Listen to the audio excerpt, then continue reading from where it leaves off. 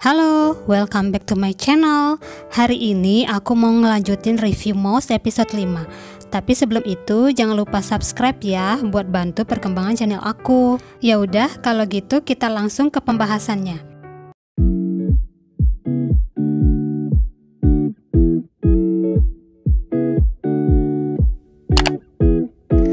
Dimulai dengan Hankook yang disekap dan terdengar narasi si pembunuh. Dia berkata, "Aku kecewa karena kamu tidak mempercayaiku. Bagaimana? Sekarang kamu percaya? Jangan lupa tenggatmu saat acara itu usai. Jika kamu tidak bisa mengatakan alasannya, dia akan mati. Dia tidak akan bisa kembali kepada ibunya." Astaga, ternyata benar Jung Barem yang menculiknya, atau mungkin lebih tepatnya dia si psikopat itu. Sebenarnya, kenapa kok bisa semua petunjuk mengarah ke Sung Johan? Makin dibikin penasaran. Terlihat Jung Barem memberi amplop coklat dan menyuruh seseorang mengantarnya. Di tempat lain, di acara TV, Choi Hong-ju menampilkan foto para korban si predator. Banyak yang menonton acara ini dan mulai penasaran.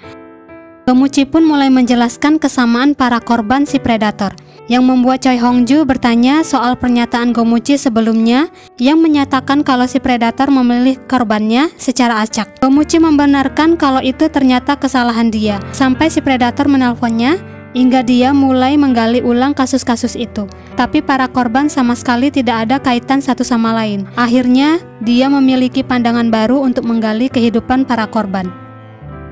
Terlihat seorang wanita sedang mencuci piring. Dia dihampiri wanita yang lain yang menyarankan dia untuk menerima melayani seorang pria karena pria itu sangat kaya. Tidak tahan mendengarnya, wanita itu pun marah. Ternyata wanita ini korban kedua si predator. Menurut penuturan Gomuchi, korban wanita itu merupakan seorang ibu tunggal. Gomuchi menjelaskan lagi, korban yang ditemukan di bekas pabrik pakaian itu seorang pria yang bekerja di pabrik pakaian, yang sangat suka minum kopi. Jadi, si predator mengambilnya untuk dijadikan trofi. Dia juga menjelaskan soal Nachikook, korban gelandangan, dan korban pelajar. Gomuchi menarik kesimpulan, para korban memiliki kesamaan, yaitu kurang beruntung secara sosial tapi berhati baik.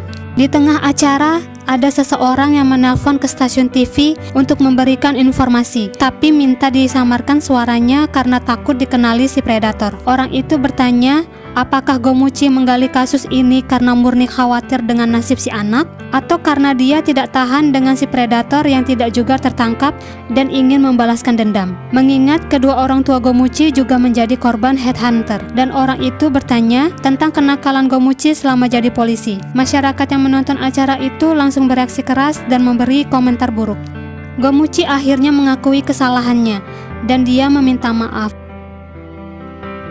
Di saat yang sama, di acara Choi Hong-ju menerima amplop coklat yang diduga dari si predator. Gomuchi membukanya dan Choi Hong-ju menampilkan video yang memperlihatkan kondisi Hankook sekarang. Choi Hong-ju mengkonfirmasi ke ibu Hankook, apa benar di video ini adalah anaknya? Ibu Hankook membenarkannya. Tiba-tiba Dongku datang membawa amplop yang persis sama. Choi Hong-ju dan Gomuchi terkejut, dan Jung Barem pun menelpon Gomuchi dan berkata kalau video itu bukan dari kirimannya. Nah loh, makin puyeng lagi.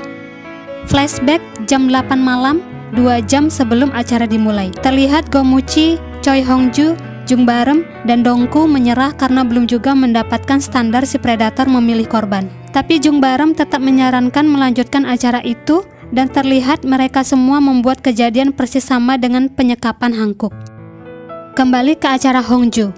Gomuchi yang tersadar langsung mencari kurir yang mengirim paket itu. Jung Barem yang baru sampai ke stasiun TV langsung menghadang si kurir dan menangkapnya. Gomuchi bertanya di mana kurir itu mengambil paket. Kurir itu bilang di loker stasiun Simjeon. Jung Barem pergi untuk mengecek kamera CCTV di sana. Di acara Choi Hong-ju ada seorang wanita yang menelpon dan memberitahu kalau dia mengenal si gelandangan. Si gelandangan itu ternyata penyumbang di panti asuhan wanita itu. Si gelandangan itu ternyata pimpinan salah satu perusahaan transportasi terbaik, Kim Sung-gyu. Dia menghilang 5 tahun lalu setelah terjadi kecelakaan yang merenggut nyawa keluarganya, dan dia menyumbang seluruh hartanya. Kemudian Hongju memberitahu kalau seseorang baru memberi info kalau dia melihat Hankook. Saat telepon tersambung, Pria itu langsung bertanya apa video itu palsu karena dia melihat sendiri Hankook bersama seorang pria. Gomuchi membantah dan langsung menampilkan CCTV yang memperlihatkan Hankook berjalan ke loker dan memasukkan amplop coklat itu. Ibu Hankook yang melihatnya langsung histeris dan jatuh pingsan. Saat ingin mengantar ibu Hankook ke ambulan, rekan Hongju datang dan memberi info kalau putri pegawai bar wanita itu pernah mengirim cerita ke acara radionya sekitar 2 bulan lalu. Rekaman itu pun ditayangkan di acara Hongju.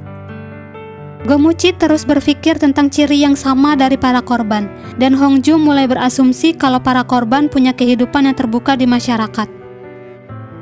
Terlihat Sung Yohan yang terus menonton acara itu. Saat rekaman Nachikuk ditayangkan, dia teringat akan Jung Barem yang memintanya menyelamatkan Nachikuk saat akan dioperasi. Jung Barem mengatakan kalau Nachikuklah yang telah menolongnya dari para pembuli yang menyiksanya saat SMA. Benar dugaan aku. Kalau Sung Yohan ada kaitannya dengan Jung Barem. Ingat gak di episode 4, saat di rumah Jung Barem, yang Honju bertanya kalau Jung Barem itu orang pertama yang dia wawancara. Tiba-tiba di stasiun TV lain menayangkan berita kalau video yang ditampilkan oleh Hongju adalah palsu. Diperkuat dengan penjelasan dari ayah anak itu. Gomuchi marah dan bersikeras kalau itu bukan rekayasa. Mereka memberi bukti CCTV yang memperkuat asumsi mereka. Akhirnya, Gomuchi mengakui kalau video itu palsu hanya untuk memancing si predator keluar. Pernyataan Gomuchi itu memancing reaksi keras dari atasan Hongju. Dan akhirnya, acara itu pun dihentikan paksa. Jung Barem memberitahu Gomuchi kalau disk lepas yang ditemui di sebelah loker itu datanya telah hilang dan sekarang sedang dipulihkan, dan dia juga mengirimkan 2 video lagi ke Jung Barem dan meminta untuk diselidiki. Hongju bersikeras ingin tetap melanjutkan acaranya. Atasannya yang menyadari itu langsung menghentikannya sendiri di ruang penyiaran. Di sisi lain, Jung Barem menemukan keanehan di video Hankook. 10 menit sebelum akhir acara, pukul 10:50 malam, Gomuchi meminta seorang ahli untuk mengidentifikasi serangga yang ditemukan di jasad korban. Apakah itu belalang, yeochi, atau jangkrik semak? Sang ahli itu memberitahu kalau itu jangkrik semak. Gomuchi menjelaskan kalau jangkrik semak mengingatkan akan fabel semut dan belalang. Jadi dia berasumsi kalau kelima korban itu terkait dengan kisah anak-anak. Gomuchi menjelaskan alasan si predator membunuh korban hanya untuk memerankan dongeng. Seketika itu juga, si predator menelpon dan membenarkan argumen Gomuchi. Si predator menanyakan jawaban apa yang dia dapatkan. Gomuchi menjelaskan kalau itu adalah 7 dosa besar purgatorium karya Dante. Si predator menanyakan apa korban melakukan dosa itu. Saat akan menjawab, Gomuchi mendapatkan instruksi untuk mengulur waktu, tapi itu disadari si predator. Terlihat seorang wanita yang menelpon ke stasiun TV dan menceritakan kalau 2 pekan lalu dia hampir dibunuh oleh seseorang saat dia bekerja di swalayan. Tapi dia selamat karena menuruti keinginan si pembunuh. Hongju bertanya, apa dia pernah tampil di hadapan publik? Dia berkata tidak, tapi dia pernah tampil di majalah sebagai calon model.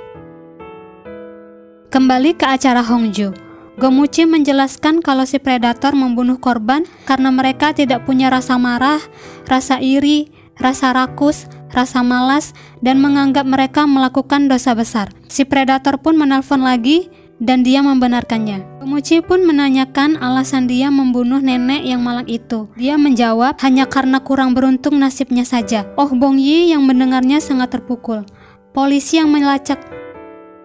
yang melacak telepon itu menemukan lokasinya dan segera menuju ke lokasi. Gomuchi menjelaskan alasan si predator menculik Hankook dan ingin membunuhnya. Dari 7 dosa itu hanya tersisa 2 dosa, yaitu rasa iri dan amarah. Dan ditampilkan wawancara Hankook. Gomuchi mengibaratkan Hankook seharusnya seperti akhir di cerita Hansel dan Gretel. Tapi dia malah melakukan sebaliknya. Dia tidak marah ataupun membenci ayahnya, dan Gomuchi meminta Hankook dilepaskan. Gomuchi diarahkan untuk terus mengulur waktu. Kapten memberitahu kalau pelaku sudah ditemukan. Gomuchi pun meneruskan berkata kalau si predator memilih orang yang tidak melakukan 7 dosa besar dan menghukum mereka serta menganggap dirinya Tuhan. Gomuchi mengatakan kalau dia bukan Tuhan, tapi hanya seorang monster mengerikan. Polisi menerobos rumah yang diduga pelaku dan menangkapnya. Gomuchi yang mendengar kabar itu dengan percaya diri langsung berkata bahwa itu sudah berakhir. Si predator malah berkata kalau itu salah. Ternyata polisi salah menangkap pelaku. Gomuchi terkejut dan berkata kalau jawabannya adalah amarah dan minta anak itu dilepaskan. Polisi pun akhirnya berhasil memulihkan disk lepas itu. Ternyata isinya video Gumowon yang disandera si predator. Atasan Hongju yang melihatnya menyuruhnya menayangkannya. Gomuchi yang melihat video itu terkejut. Ternyata bukan Hankook tujuannya, tapi Gomowon. Si predator berkata akan membunuhnya kalau Gomuchi tidak menemukan jawabannya. Si predator menjelaskan alasan memilih Gomowon. Ternyata si predator menonton acara yang menampilkan Gomowon yang memaafkan Han Seojun. Si predator minta Gomowon melampiaskan amarahnya, maka dia akan dianggap tidak melakukan dosa. Gomuchi memohon kepada kakaknya supaya mengikuti keinginan si predator, tapi kakaknya tetap saja tidak ingin melakukannya. Gomuchi memohon ampun ke predator dan meminta biar dirinya saja yang menggantikan kakaknya. Masyarakat yang menyaksikannya begitu terkejut. Oh Bongyi yang melihatnya segera menuju ke gereja Gomowon. Kakaknya berkata kalau itu bukan salahmu. Si predator sudah tidak sabar dan meminta Gomowon melampiaskan amarahnya, tapi kakaknya tetap saja tidak ingin melakukannya. Kakaknya berkata kalau dia selalu merasa bersalah ke Gomuchi dan dia meminta maaf atas segala kesalahannya. Gomuchi yang melihat kakaknya tewas berteriak sangat histeris dan dia sangat terpukul. Berita tewasnya kakak Gomuchi menarik banyak masyarakat dan media untuk menyaksikannya. Di lokasi kejadian banyak polisi yang berjaga.